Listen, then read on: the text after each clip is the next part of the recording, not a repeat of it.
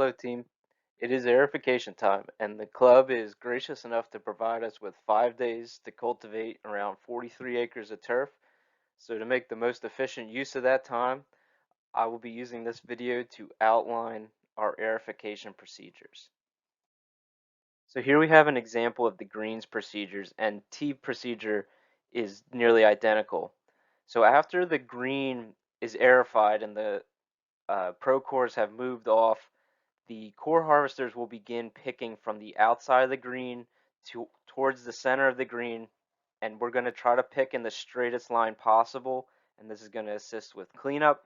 So you see here the core harvesters will start on the outside, pick, make a loop around to the other side of the green, and make another pass with the picker.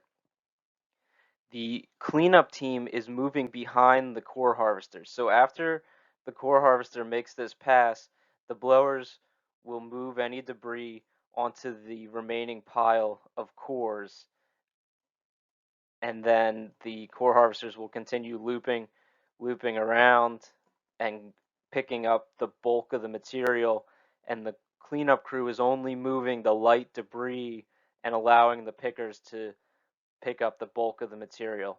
And this continues until you get to the center of the green. Once the last pass of the core harvester is made, you can split the green and blow the remaining debris off and into the rough. And this green will then be ready for top dressing. And then after the top dressing is applied, the green will be broomed so that the sand enters the aerification holes, and then we can move on to our next area.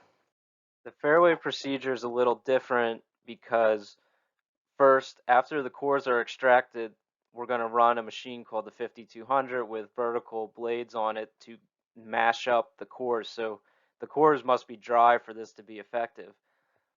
Once the cores are ground up, now is when the core harvesters and cleanup crew will begin working. So to accommodate the cleanup, we actually will clean the fairways from the inside towards the outside because we don't want to end up with a bunch of material remaining in the middle of the fairway that has to be blown off anyway. So to start, before the core harvesters pick, the blowers will make a long pass down the center of the fairway. Again, try to make it the longest pass possible. And this is going to clear an area of turf where the core harvesters can begin making their passes, and this is going to prevent the John Deeres from mashing cores into the turf. So they should have a swath large enough for one core harvester to fit down the center of the fairway. Once the core harvesters start making their passes, then the blowers will begin to push the cores from the inside of the fairway towards the primary rough surrounds. Again, same principles apply, that we are not moving the cores, we're just cleaning off the remaining debris after the core harvesters make their pass. And another note about the fairways is they will be marked, so we're not going to punch all the way up the approach to the green. We need to leave some space to make some turns, and the approaches are aerified a little later in the season, but for now they'll be marked, and we're going to keep the approaches unpunched so that we have some room to maneuver up there. This is a little more detail on the cleanup team. For greens and tees, we see our main pile of cores.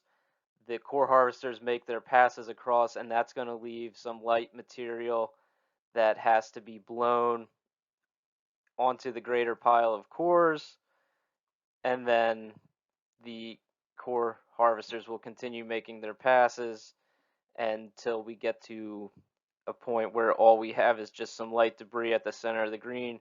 We can split this and move it into the primary rough so that the green will be ready for top dressing. The same type of deal is true for the fairway cleanup team. You're going to make your first pass, give the core harvesters a lane to pick from.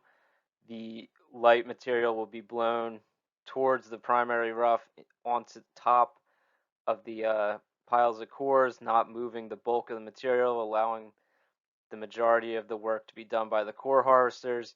and then we'll get to points where we're up against the primary rough, and the remaining light debris can just be blown into the primary.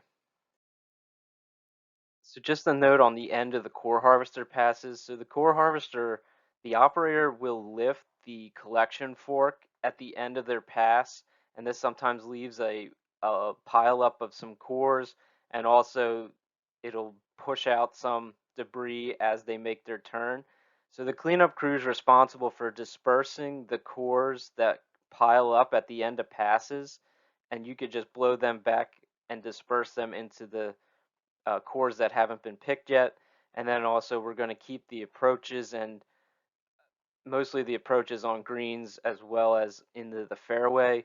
We'll keep that clean by blowing the debris back into the area where the pickers can get the bulk of the material again.